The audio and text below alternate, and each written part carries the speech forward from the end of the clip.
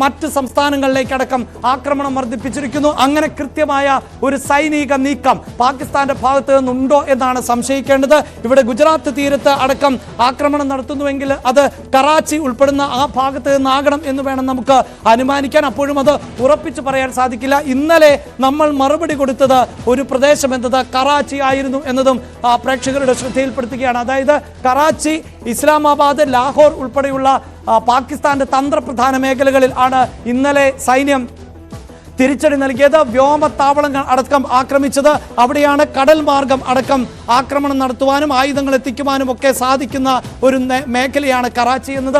ഒരർത്ഥത്തിൽ പറഞ്ഞാൽ നമുക്ക് മുംബൈ തീരം എന്നൊക്കെ പറയാവുന്നത് പോലെ പാകിസ്ഥാനെ സംബന്ധിച്ചിടത്തോളം ഏറ്റവും തന്ത്രപ്രധാനമായ മേഖലയാണ് കറാച്ചി എന്നത്. അത് ഒരു വാണിജ്യ തലസ്ഥാനമെന്നോ വ്യാപാര തലസ്ഥാനമെന്നോ വേണമെങ്കിലും നമുക്ക് വിശേഷിപ്പിക്കാം പാകിസ്ഥാനെ സംബന്ധിച്ചിടത്തോളം.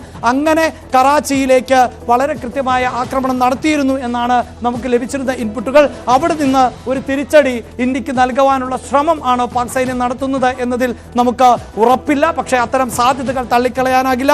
ഈ അതിർത്തി മേഖലകളിലേക്ക് ഉടനീളം, അതായത് ഇന്ത്യ പാക് അതിർത്തിയിലേക്ക് വലിയ തോതിൽ സൈനിക വിന്യാസം വർദ്ധിപ്പിച്ചിരുന്നു പാകിസ്ഥാൻ എന്ന തരത്തിലുള്ള റിപ്പോർട്ടുകളും പുറത്തു വന്നിരുന്നു.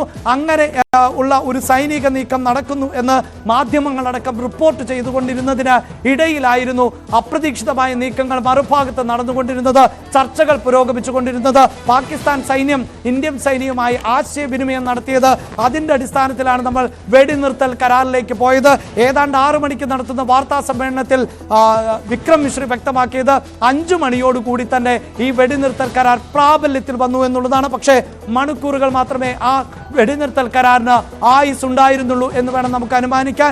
ഏതാണ്ട് 8 മണി 9 മണിക്ക് മുമ്പ് തന്നെ പാകിസ്ഥാൻ ആക്രമണം ആരംഭിച്ചു. അതും ശ്രീനഗർ പോലെയുള്ള ഒരു പ്രദേശത്തേക്ക്.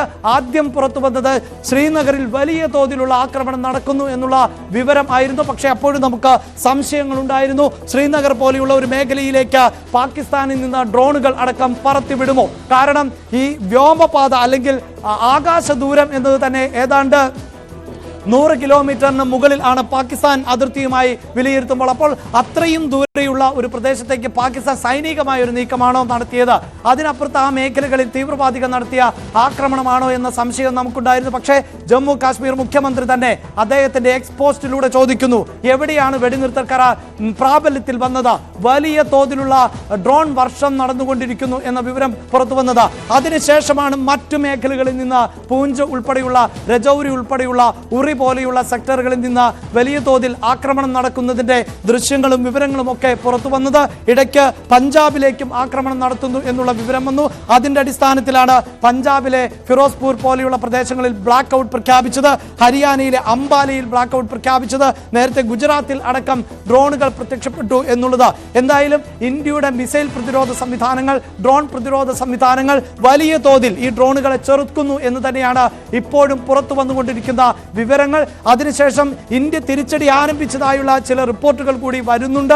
പാകിസ്ഥാനിലേക്ക് തിരിച്ചടിക്കുന്നു എന്ന തരത്തിലുള്ള റിപ്പോർട്ടുകൾ കൂടി പുറത്തു വരുന്നുണ്ട്. പക്ഷെ നമുക്കറിയാം, പലപ്പോഴും ഇന്ത്യൻ സേന അത് സ്ഥിരീകരിക്കുകയോ അല്ലെങ്കിൽ വിവരങ്ങൾ പങ്കുവെക്കുകയോ ചെയ്യുന്നത് ഏറെ വൈകിയാണ് എന്നുള്ളതാണ്. അതുകൊണ്ടാണ് നമുക്ക് കാത്തിരിക്കേണ്ടതായി വരുന്നത്. ഇന്ത്യ തിരിച്ചൊരു സൈനിക നീക്കത്തിന് മുതിരുന്നുണ്ടോ? അധികം അന്താരാഷ്ട്ര സമൂഹം അടക്കം ഇടപെട്ടതിന്റെ അടിസ്ഥാനത്തിൽ കൂടിയാണല്ലോ ഇപ്പോൾ ഈ വെടിനിർത്തൽ കരാർ എന്നത് പ്രാബല്യത്തിൽ വന്നിട്ടുള്ളത്. അപ്പോൾ ഇന്ത്യ കൂടുതൽ അതിനെ ബഹുമാനിക്കുന്ന തരത്തിൽ, അതായത് ഒരു കരാർ നിലവിൽ വന്നതിന് ശേഷം ഇങ്ങനെ വയലേഷൻ നടത്തുന്നത് പാകിസ്ഥാന്റെ ഭാഗത്ത് നിന്നാണ് എന്ന കാര്യം ഒരിക്കൽ കൂടി പാകിസ്ഥാന്റെ ഭാഗത്ത് നിന്ന് ഇത്തരം ലംഘനങ്ങൾ ഉണ്ടാകുന്നു എന്നത് അന്താരാഷ്ട്ര സമൂഹത്തെ ബോധിപ്പിക്കുമോ? അതിനുശേഷമായിരിക്കുമോ ഒരു തുടർ നീക്കങ്ങൾക്ക് ഇന്ത്യ തയ്യാറാവുക എന്നതൊക്കെ വളരെ പ്രധാനപ്പെട്ടതാണ്. മറ്റൊന്ന്